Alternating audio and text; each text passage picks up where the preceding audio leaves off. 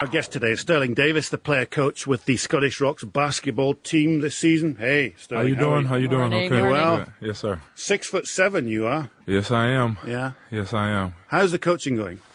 It's going okay. It's an adjustment for me. I'm not gonna lie to you. It's an adjustment for me, and I think for my team too. There's a lot of things involved in it. That you have to get used to. Just playing the game on the court, and then trying to direct and guide guys in the right direction off the court and during the game. So it's a lot involved, but the team has helped me, and I've gotten support from the organization. So hopefully we'll be able to get this thing rolling. It's great to have you with us. It is indeed. Great to have you with us. That's Sterling Davis. We'll chat basketball later on. We'll start talking about rugby. Where he talked about how defensive teams can get on top. And right. defences can be on top. Could you in basketball be a team that would specialise more in defence? In somehow it's easier to play against a team when they're attacking? Oh, it's definitely. Defense is definitely the main focus, really, on any winning team. If you have a good defensive team, more than likely you're going to be a winning team in basketball. I try to stress that, especially with our team, that that's the most important thing that we want to focus on. It's a cliche in basketball that says offense wins. Scores points, but defense wins basketball games. So it's definitely important in every aspect of basketball. I would imagine that one of the toughest things being player coach is the substitutions while you're playing, because you're having to concentrate as hard as you possibly can on that. Oh yeah, most definitely. Sometimes I get caught up in the game, and I'm playing up and down, and then I look over and realize that I have guys that are fresh and ready to come in. So I have to kind of do both jobs, and as I'm running down the court, going from offense to defense or vice versa, I'm screaming at the same time, let's get this substitute in, So, it can be difficult, but, like I said, hopefully I'll adjust to it. Well, Neil Woodside emailed us from Curluke, and he would like to know if you've got any plans to bring an assistant coach. We do have plans to do that. We're in the finalizing stages right now of a possible coach, and, hopefully at some point next week we'll have one in. What's the difficult bit about being player coach? It must be. I find it hard enough coaching a rugby team and a bloke comes up to you and said, why am I not in the team? And you think, my inside says, get lost. You're not in the team because you're not good enough. But I'm the coach. Now, you're a player coach. Right. So you've got to play, got to be with the players, and yet somehow be independent. Yeah. I'm not sure if I've even experienced the worst bit yet. Hopefully I have, but I'm sure there's other things to come. But you got to understand that these are the same group of guys that I played with last year for the most part. So it's going from now a friendship relationship to a coach, player, friend relationship. So I got to kind of balance all of those things out. Have they adjusted well to that?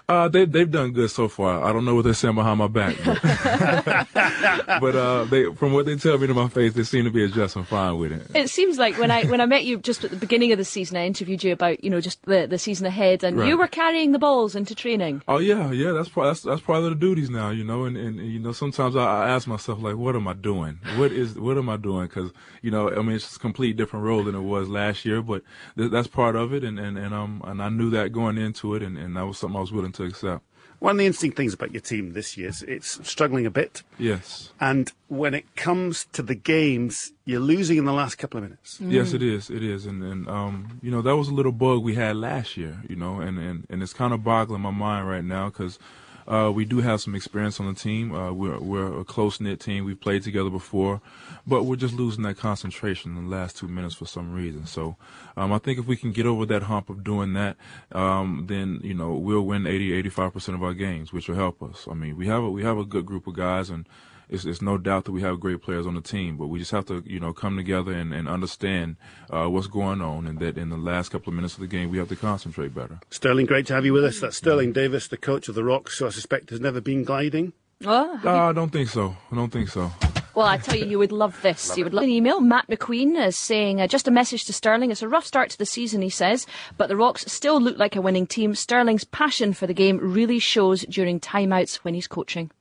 That's good to know. I try to just instill within the team my ways of wanting to win the game, and I think that's a good thing about these guys, is that they know whatever I say and whatever I do, it's just for the good of the team, and I want to win. How do you motivate? What's your thing? Yeah. Right now I'm still figuring that out. I think you gotta motivate different groups of guys different ways, and it's one thing to know these guys as friends and a player, but you don't think about how you motivate your friends sometimes. So it's right now I'm just trying to understand and realize, you know, that it's just going to take my example right now to show them, you know, that I want to win. You know, I remember because I still have to play. So if I go out and I'm working hard and playing hard, then hopefully, you know, they'll see that and keep going. Oh, I'm supposed to ask a question. I'm sorry. I was.